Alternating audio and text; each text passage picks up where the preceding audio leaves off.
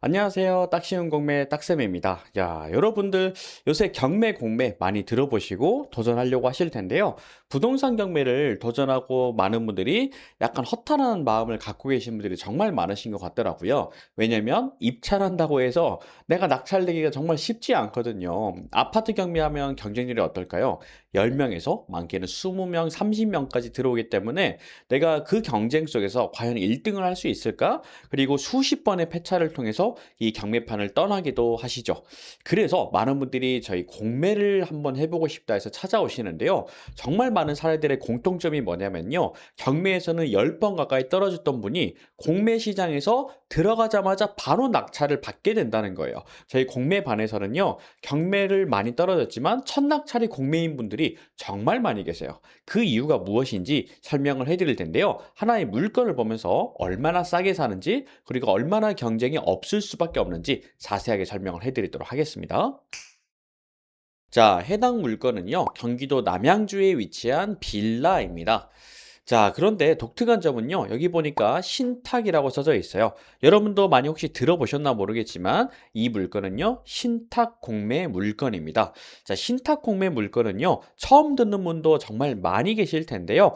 우리가 경매로 낙찰받게 되면 신탁 대출이란 거를 일으키게 되는데, 그 신탁 대출을 일으키게 되면 소유권자가 내가 아니라 신탁회사의 이름으로 바뀌게 됩니다. 자, 그런 물건이 무슨 문제로 인해서 나오게 되는 공매를 신탁 공매라고 부르는데요.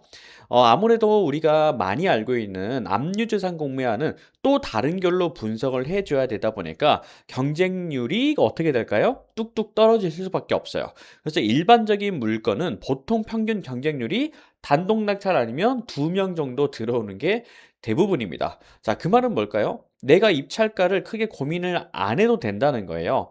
자, 우리가 입찰가를 고민하는 이유는 뭐예요? 경쟁이 있으니까 높이려고 하는 거지. 나 혼자 단독이란 걸 애초에 안다면 어떻게 될까요? 당연히 최저가를 쓸 수밖에 없고 입찰가 고민도 사라지게 되는 것이죠. 그래서 이 공매를 경험하신 분들이 정말 많이 계시는데 그분들의 공통점이 뭐냐? 아니, 이렇게 내가 단독을 받아도 되나요? 라고 저한테 여쭤볼 때가 정말 많거든요. 그래서 처음에는 진짜 그걸 의심하셨던 분들이 이 공매를 한번 낙찰받고 맛을 보니까 다음엔 경매로 가지를 않더라고요.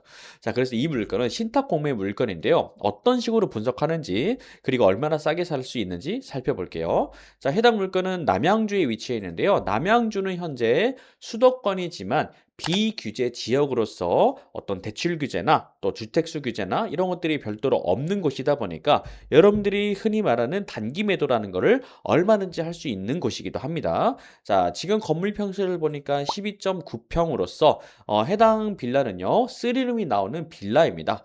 자, 그리고 감정 가격은 2억 2,100만 원인데 현재 1회 유찰돼서 1억 9,900만 원까지 유찰이 진행 중인 상황입니다. 자, 그런데 이 물건을 살펴보면 이게 쭉 유찰되다 보면 얼마까지 유찰이 되냐면 6,630만 원 선까지 유찰이 예정되어 있습니다.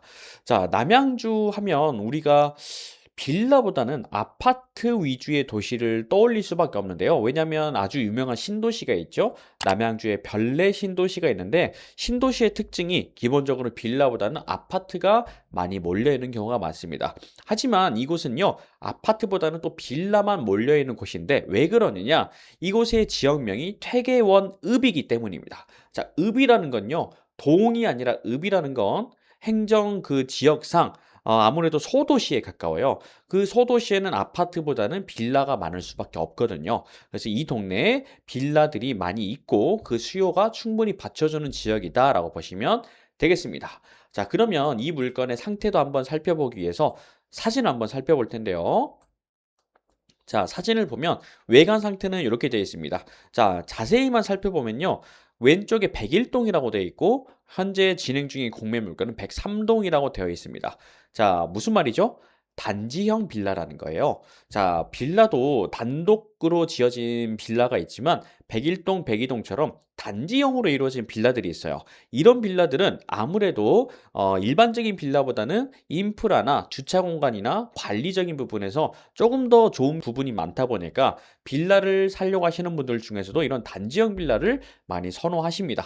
결국에는 뭐예요? 내가 낙찰받고 매도를 할 때도 훨씬 더 유리한 점이 작용할 수밖에 없다. 이 부분을 제가 팁으로 또 설명드리겠습니다. 자, 그리고 외관도 보면 굉장히 깔끔하게 지어졌죠. 겉면이 전부 다 인조 대리석으로 이루어져 있고 밑에 필로티 되어 있는 부분이 전부 다 주차장으로 확보가 되어 있기 때문에 주차 걱정도 크게 없을 걸로 보입니다. 자, 보이시나요? 여기 백이동도 보이시죠? 그리고 밑에 이 작은 길들 사이로 차들이 충분히 다닐 수 있게 만들어져 있고 주차 공간도 잘 마련되어 있습니다. 자, 그 다음에 당연히 요새 빌라는 이렇게 신축급 빌라들은 이렇게 보안 창이 만들어져 있어서 아무나 들락날락 할 수가 없게끔 되어 있죠.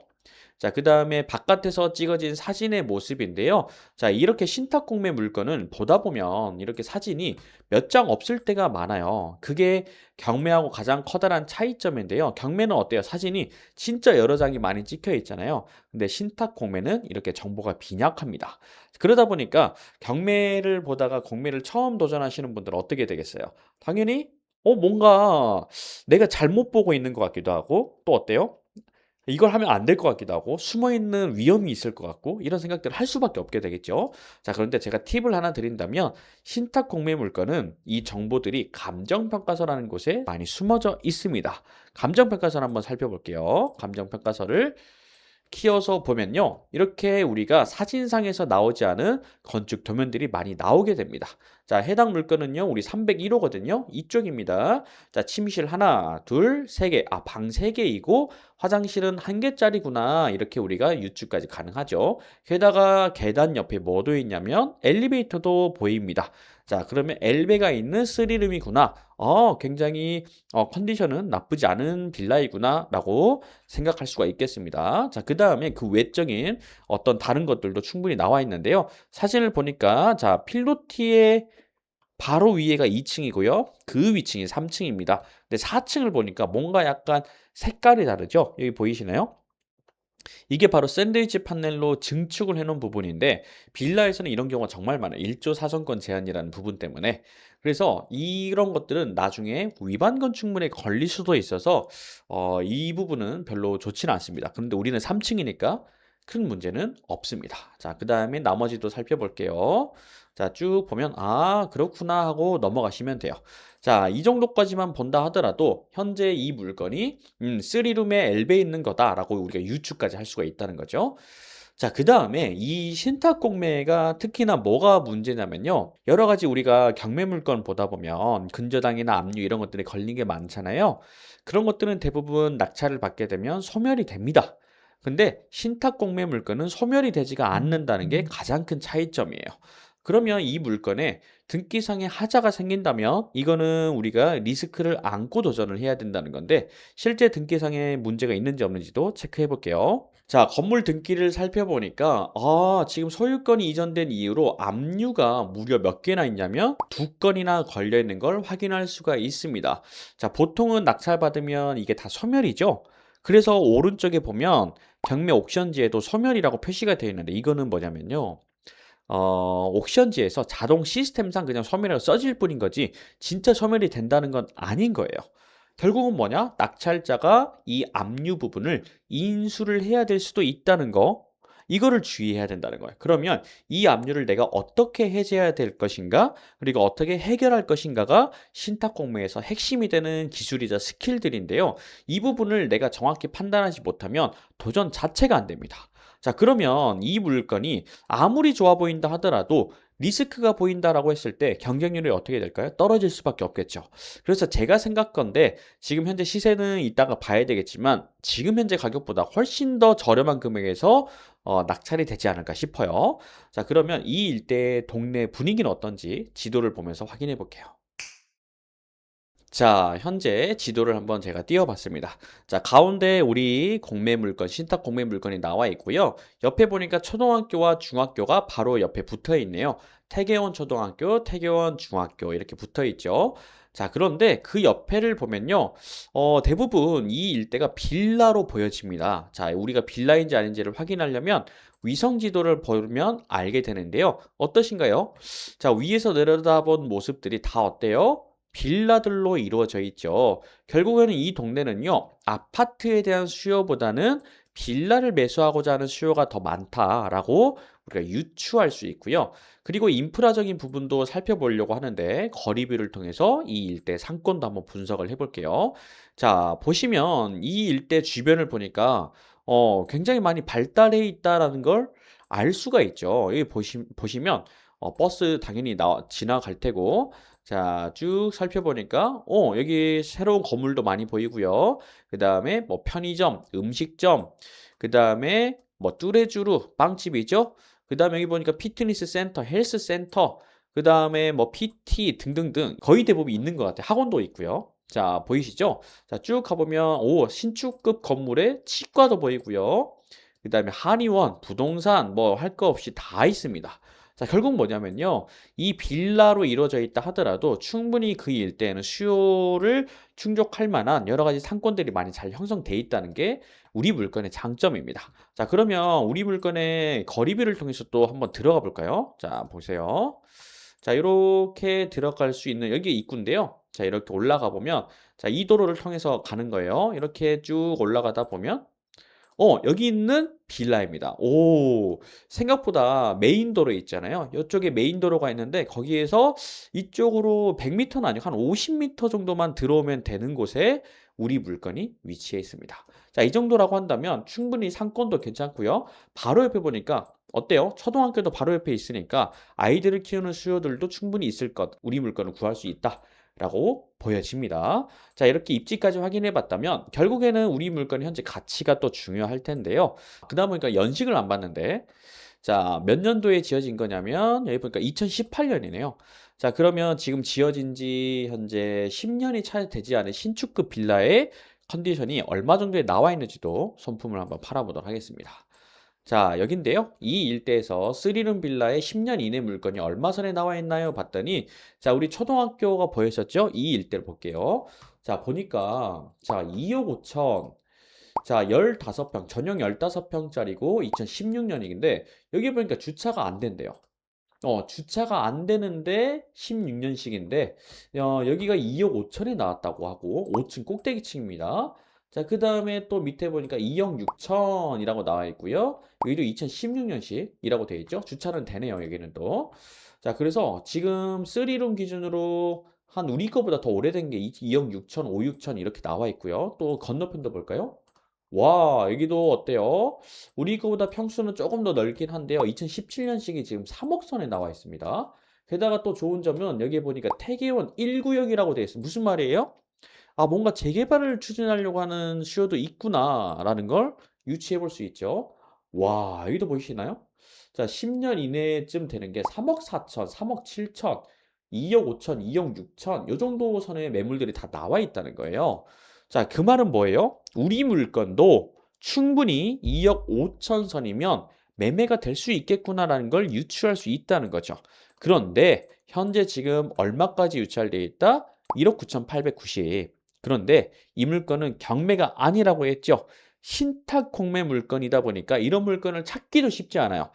왜냐면 지금 시청하시는 여러분들이 제가 지금 물건을 검색해서 그냥 띄어넣기 망정이지 여러분들이 이걸 검색해서 찾는 게 어렵단 말이에요. 내가 스스로 찾으려고 한다면 이런 물건이 잘 보이지가 않아요. 그러다 보니까 물건도 안 보일 뿐더러 물건을 도전하려고 하면 이 압류 문제라든지 여러 가지 정보나 신탁사와의 협상 이런 것들을 경험해 보지 않으면 애초에 도전 자체가 안 된다는 거죠. 결국에는 이런 물건은 경쟁이 뚝뚝뚝 떨어지겠죠. 그러면 우리가 욕심내지 않고 한 1억 조금 덜 되는 금액 정도, 한 요 정도 선에서 만약에 낙찰만 받을 수 있다면 어떻게 될까요? 여러분들이 좋아하시는 단기 매도를 하는데 이거를 2억 5천에만 팔아도 얼마예요? 1억 5천의 시세 차익이 발생이 된다는 거죠. 자, 우리는 1억 5천의 빌라 하나 팔아서 1억 5천 시세 차익 내는 게 경매에서 그냥 불가능해요. 거의 있을 수 없는 일이라는 건데 공매 시장에서는 흔히 일어날 수 있는 일입니다.